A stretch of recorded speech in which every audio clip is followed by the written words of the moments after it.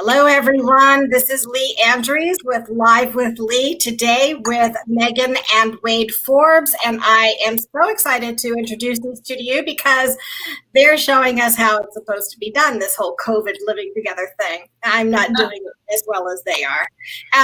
But before we get started, allow me to introduce Akathame, which is an executive search and direct hire search firm focused on representing people within the marketing communications, UX, and digital design domain. So if you need help on either side of the desk looking for work, or if you are in a place of needing support at that level, please don't hesitate to give us a call.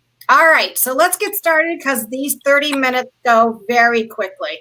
And for some reason, it's saying that it's having trouble connecting me to Facebook. So if you're on Facebook right now and you're struggling, you won't hear this message at all.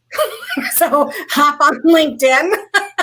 Hop on LinkedIn or YouTube. That might be working better for you. So we're going to chop that out. All right. So Wade and Megan, let's start with the fact that you two did not always work together. You've always lived under the same roof, right, for your entire relationship, but you didn't always work together. You had separate careers.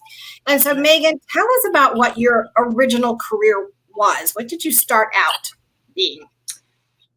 Originally, I'm a marine biologist by training. So originally was in the sciences and focusing on marine mammals and sea turtles, especially. Marine mammals and sea turtles. And yes. What are we doing today, Megan? I am a facilitator and voiceover artist, freelance. Freelance. All right, and we're going to talk about that.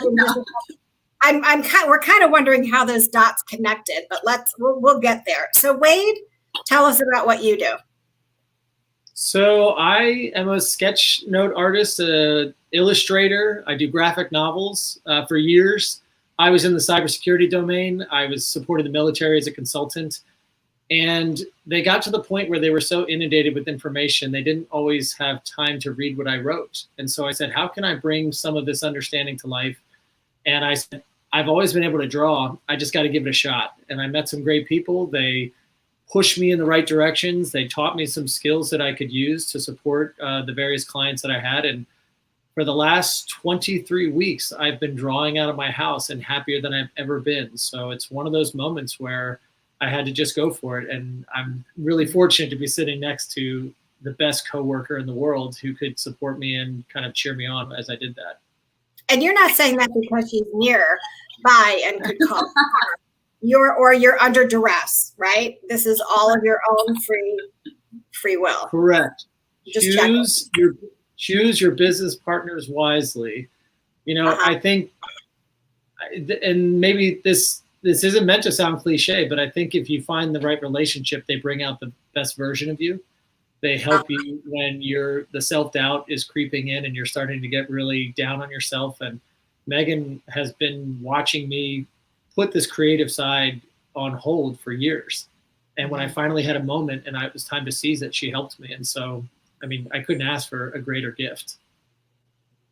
Wow, thank you.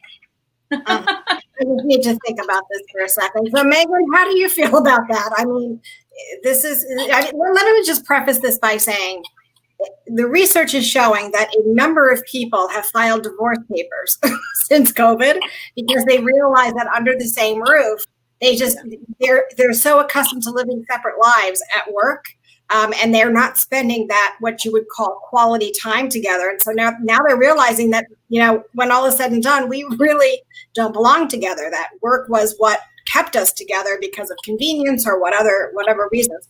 So what do you think about that? I think that's unfortunately not surprising, given the state of marriage today. But I do think that it's really important to, first of all, I don't think that every couple should decide to go into business together. I don't necessarily think that's the answer.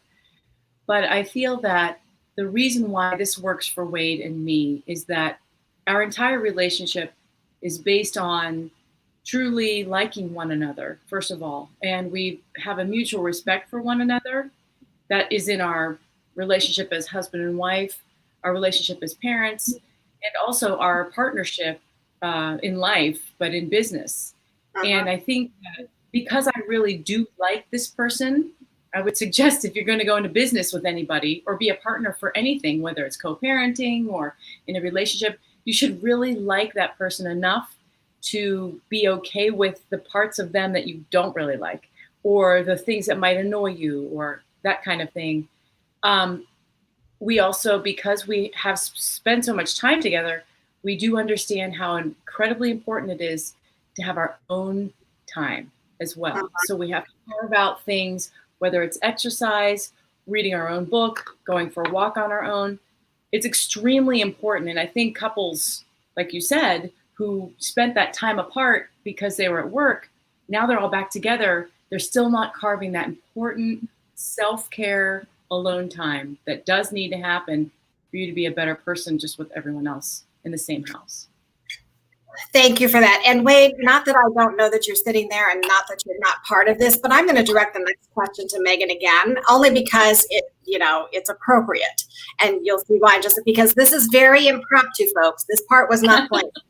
When I say live, I mean live. So yesterday, Megan, we had a conversation with Sean Budnick, who was a former partner at KPMG and Deloitte. And we had Eliana Hassan on the call, and she is the SVP of operations over a company called Cruise Control. These are very strong women who have learned how to speak up. So that whole topic of women going for the ask, how does that fit with what is going on in your world right now? How did you ask for this partnership? Did you ask to leave, your microbiology, your water? Yeah, thanks. The marine the water. Absolutely. I think that first I had to ask myself, was I ready to do this? Was I ready to leave a company? I worked for the National Oceanic and Atmospheric Administration, NOAA, for 15 years. I love NOAA. I still love NOAA. It was a wonderful time, wonderful place to be. I had to ask myself, am I ready to leave the safety net of that? And then as a life partner, I had to ask my life partner, are you okay with me leaving this steady paycheck to go into something that I truly feel is right for me? So it wasn't really asking, it was more of a, I know this is right. I am worth this. I am capable. And all throughout my career, I've been able to say, this is what I provided for you. This is how I know that I'm going to succeed. And I'm asking you for this next thing, whether it be a raise or an opportunity or a job share or part-time.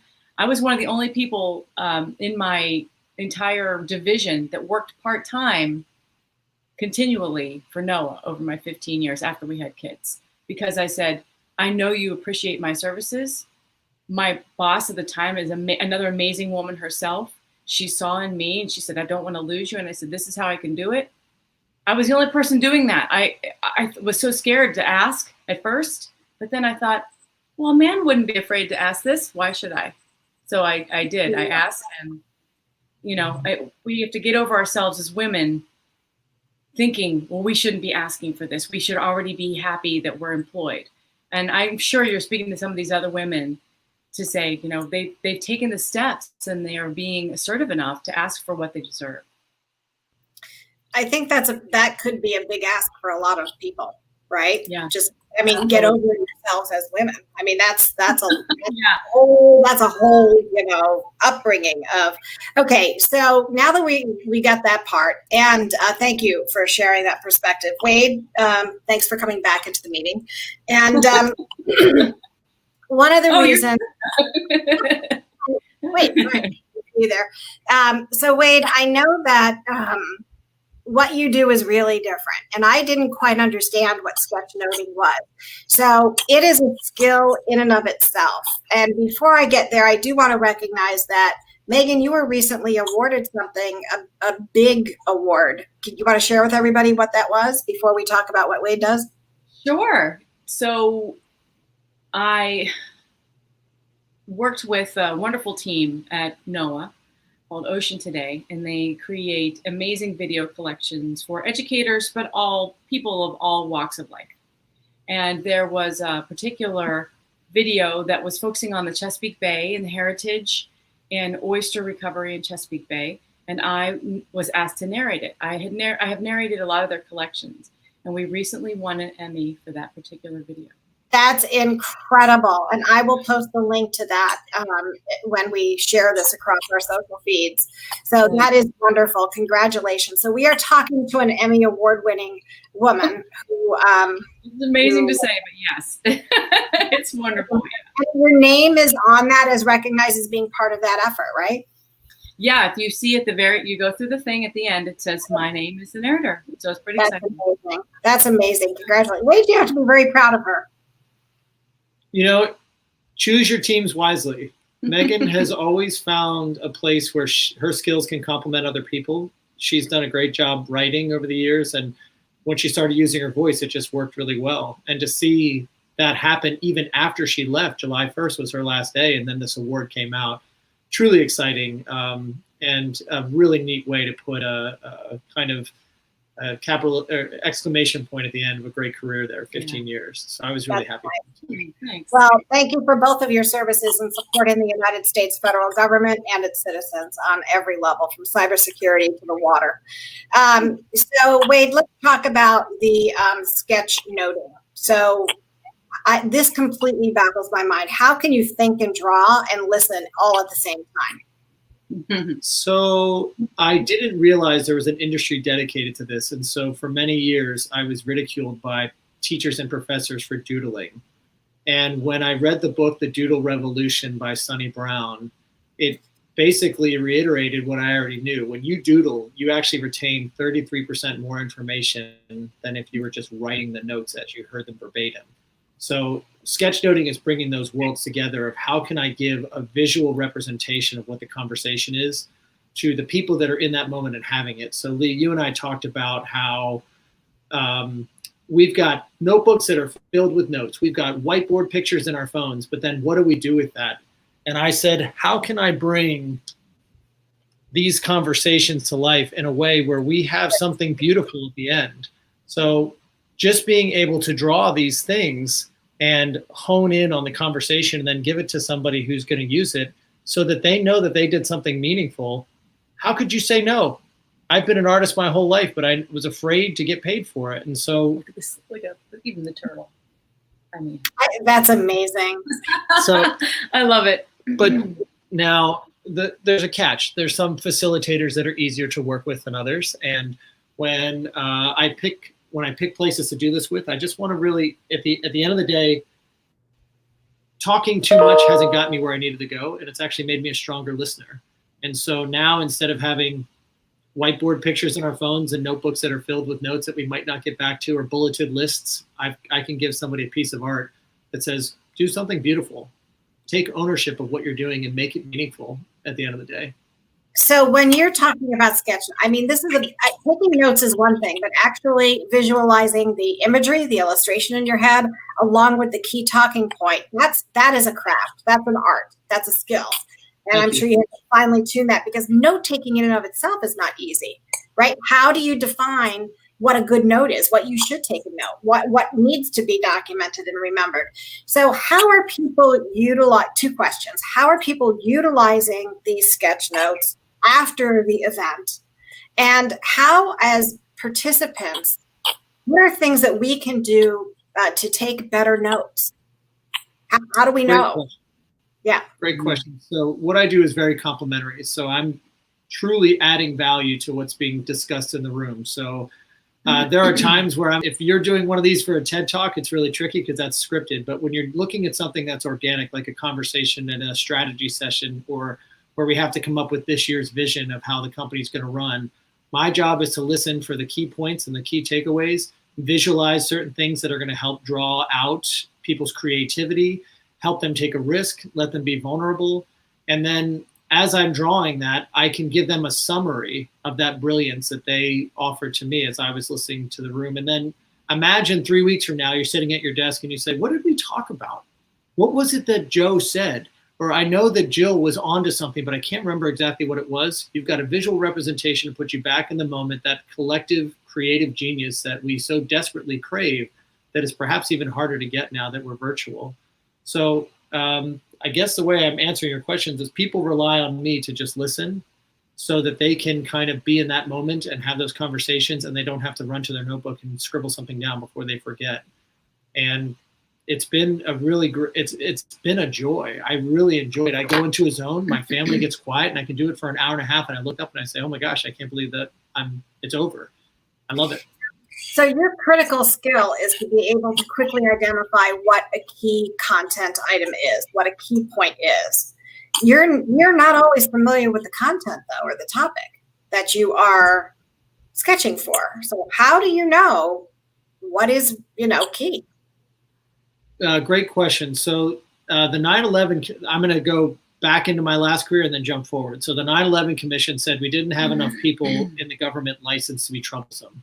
So when you put an artist inside the military to listen when I'm not traditionally trained and I haven't grown up in their ranks, my job was to be a disruptor.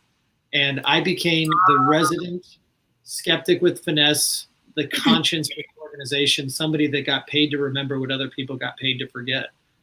And when you bring that approach to a group of people that are very, they're on a glide path that could be predictable, they're in patterns that need to be slightly disrupted, my role was to do that. So sometimes I'm trying to help people see additional potential or go further on an idea instead of just going with the status quo. So I have, I'm not just somebody who draws, and I'm not just somebody who thinks. I try to bring those two worlds together and be the thinker who draws, to give them that reflection of their work.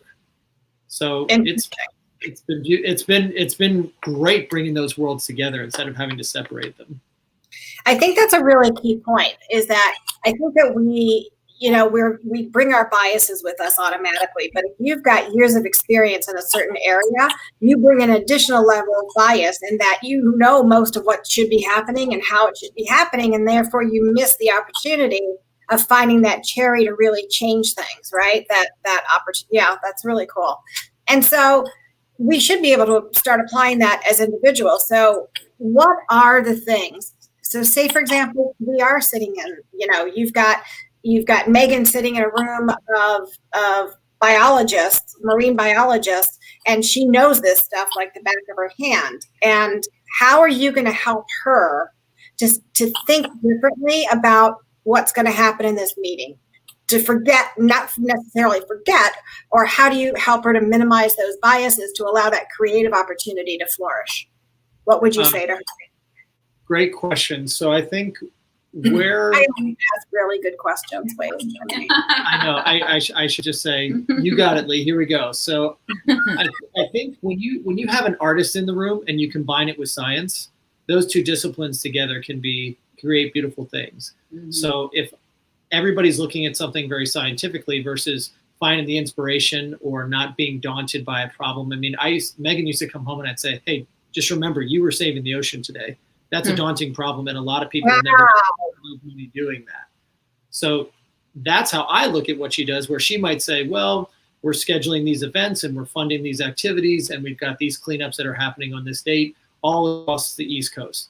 That can be very logistic heavy at times, a lot of coordination, a lot of communication. But to me, I just look and say, you're taking a very daunting problem and doing something truly beautiful and amazing. And this is how I would draw that.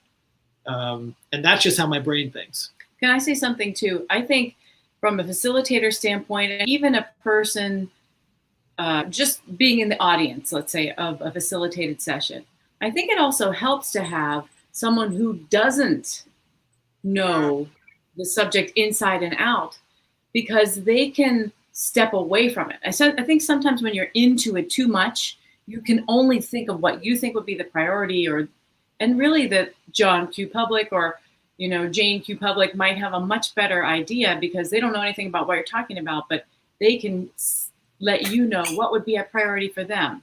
It's all of our world, for example. It's all of our safety. It's all of our cybersecurity. So having someone that's not so involved and ingrained give you that feedback, I think is invaluable myself. So, as we talked about in preparation for this, there are so many different topics and directions we could take this conversation. And I do want to switch just a little bit, actually a lot, to talk about communication, right? So, COVID, everybody's working remotely except for people who are stuck in their homes. Most people who are stuck in their homes are not working side by side with their colleague. They don't have an HR department at their whim. They can't run down the hall and get IT help, right? So one of the challenges that remote teams are having is how to connect remotely. What I want to know is, what is communication like in a household where your business, the HR, the sales, the marketing, the creative team, everything is under one roof 24/7.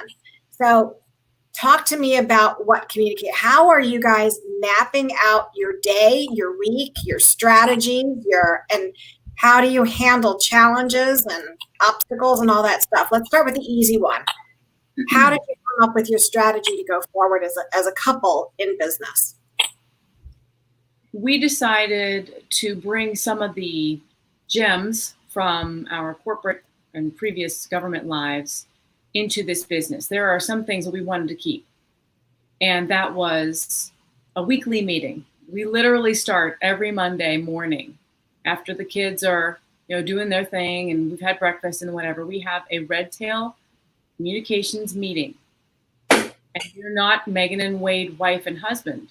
We don't talk about stuff outside of the business so that we can really talk about the strategy for that week, what we need to do, all the various things. And we also set different topics for each week so that it can be brought up. And so we give ourselves that specific time to focus on being the partners in the business and try as much as we can not to let, we need to get, this window caulked and this contractor's coming here and we don't talk about that kind of stuff during that specific, we have one at the beginning of the week and one at the end of the week to sort of, and the end of the week is a half an hour. It's like, this is what we accomplished this week, or this is what needs to bleed over into celebration. Next. Yeah. We also take time to celebrate. And you were talking about this earlier about, being able to switch between me seeing Wade as Wade, my husband, Wade, my co-parent, Wade, my business partner, Wade, my friend. And we're able to see each other in those different roles. And that's incredibly important. We're trying to get our kids to see us that way. It hasn't quite happened. We're still mom and dad, whether we're in a show with you or not. But they're learning. They're learning a little bit. I think you mentioned communication. We had to really focus on communication at the beginning of our relationship. I used to say something to Megan. I said, I need 7 tries to say this because it might come out the wrong way. And wait a minute. You would tell her up front, I'm going to need 7 tries to get this asked right. It's a good thing he's cute. Yes. That's all. And sometimes I needed 6. And as we grew as a couple, I get 2 tries then. 2. Yeah. But that communication helped us over time to deal with things that came up in all different facets of our lives. And so I think now, fast forward to business, a lot of what's lacking out there in the business that we've been in is love. And then we kind of have a really neat situation that when I look at Megan and she's struggling through something, I can say something with love that can help her get to the next destination. She can look at me and say, hey, you need to stretch. You've been drawing for 3 hours and that's not good for your body and you need to get up and move. And so I think when you do things with love in your business, you can combine a lot of different things that are personalities. When I was inside the Department of Defense, there was a work Wade and a home Wade. And I had to collapse those after so many years because it was exhausting to be 2 different people. And I had to say, how am I the same guy on a Friday night that you can rely on, who's going to listen and show up and have some okay jokes, as you want me to be in the office when you have a tough problem and you need help solving it. So doing that together here as a couple has really been about setting some boundaries, celebrating the wins. When we have paychecks, we dance. We turn on Macklemore's Glorious, and we all dance as an entire family. And you can't go through that experience without smiling and appreciating how fortunate we are that people are paying us to do something we love, and karma is another thing. You got to call a pro. So you mentioned earlier about different departments. there are things that we just can't do as a couple. So we hire other small businesses or other couples sometimes literally to help us, because what do we want people to do for us? So I can't say, well, I'm not going to hire them and do all these other things. There are also a lot of things that, a lot of free services out there that can help you arrange. Like Trello is one of my personal favorites. I love Trello. It's visual, it's beautiful. I used to arrange my work stuff with Noah, and previous to that, I worked at the National Aquarium in Baltimore.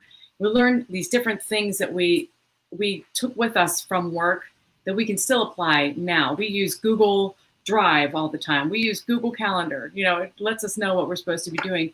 Because if we relied on our own brains to keep everything in, including family, including when the kids have to go to the dentist, and also when this next meeting is, I would never be able to do that. So we ask for help when we need it, which is great. And people are willing to help you. Absolutely. And whether they're paid or not. So one of the concerns I get from people is that, again, they're afraid to ask. They're afraid to hear that no. So what happens? Have you ever run across a situation where you've had to say no to each other? And what does that look like? Yeah, I would say. I get overwhelmed easily if I have to remember too much. And so sometimes I have to say to my family, I need to accomplish this thing, and then I can be back into the mode that you need me to be in. But if I don't say that, shame on me. You know, I can't fault my family for wanting to talk to me or asking me questions throughout the day. But what I can say is, when I cross this corner of the table and I sit down and I start to draw, I need you to see that I'm in the zone. And so now my children say, Daddy, are you in the zone? And I'll say, yes. Can you please let me stay in the zone? I love that. I love that. You're training them. Am I in the zone? Okay. Our son made this little note for us. Quiet, please, on call or editing. When I'm editing audio files, I cannot have other sounds, you know, because I need to hear every little thing. So bringing them into being part of that has actually been pretty cool, I will say. This has been the most accurate bring your child to work day in the history of human. But it never ends. Never ending bring your child to work day. And I say, I'm sorry. I make sure they realize that this is what it takes for people to bring you into their world and be vulnerable and let you help them create. These are the values and the ways you have to show up. So they're watching, and it's kind of exciting to see what they're going to take with them after all this is over. And how old are your kids? 10 and 8. 10 and 8. So they're at that age where they get it. Okay. All right. So we've got just about a minute and a half left. So what I want to do is, I think that parents during COVID have it really hard because you've got your kids home. There's no escaping them. Just there. They might not be going back to a physical school in the next coming weeks, and yours are not. Is that right? You guys are not going back to school. And so homeschooling, remote learning, you're both working together. See where I'm going with this? Like goes back to the schedule. Schedule is amazing. But it isn't just the schedule. And I think that's why people are really struggling during this time, is because Wade, Megan is too good for you. Yeah. Secrets out. Emmett wrote that. All right. Now you made me lose my train of thought. Okay, yeah. So anyway, one of the things that's coming out in studies now with couples, especially those who are working together, right, is that there's an inequitable division of roles and responsibilities when it comes to the parenting side. And Megan is nodding her head. Hell yeah. So is how do you guys balance that with raising, children and the business? Like, how are you? Well, I was shaking my head to talk with all of my friends. A lot of my friends, they feel like, well, whoever's like the primary breadwinner, the other one, whether it's a man or a woman, the other one's taking care of all the kids stuff, and we've tried very, very hard to be equal in this life. However, my job is now with my freelance, with voiceovers and facilitating, it's a event driven or project driven, whereas Wade's is much more, he could have 40 hours of work a week if he wanted, however much. So it's really, how many hours does the other person need to get the specific job done, and then we switch off. So there'll be weeks if I have a client project and I need to be in the studio and I have to be editing, Wade takes care of the kids. It's just kind of flip flops. And if there's time where I'm like, oh, I feel like I'm doing it, or he'll say, gosh, I feel like you're taking the care of the kids all the time. We step away. We try to step away, and we have a family day. We have family time, so we're all together. Nice. I know we're short on time, but the last thing is we told ourselves when we got married, nothing is permanent. Yeah. So we can always change. So imagine if you went into this, Lee, and you knew that your schedule was permanent for the duration, and it was a bad schedule. Everything about you would start to crumble. So we look at each other and say, if this isn't working, we need to change it quickly. We have to change up what the kids are doing in the morning and the afternoon, change the place where they're working. But having that ability to just change has been really important for us. Okay, so like I said, this conversation was going to go in a half a dozen different directions, and it sure did. We may need to come back and dig a little bit deeper on some of these topics. But Wade and Megan, thank you so much for joining us today, for your honesty and your openness, for your service to the United States citizen and our government, and for the continued work that you are putting forward to make this a more livable domain. All right. Well, and again, thank you to everybody who joined us today. If you have any questions or want to get a hold of Wade or Megan, they're both on LinkedIn, or reach out to me, and we will be back tomorrow with 2 more segments on Live with Lee. Check my feed for everything coming up. Have a great day, everyone. Bye. Thanks. Bye-bye.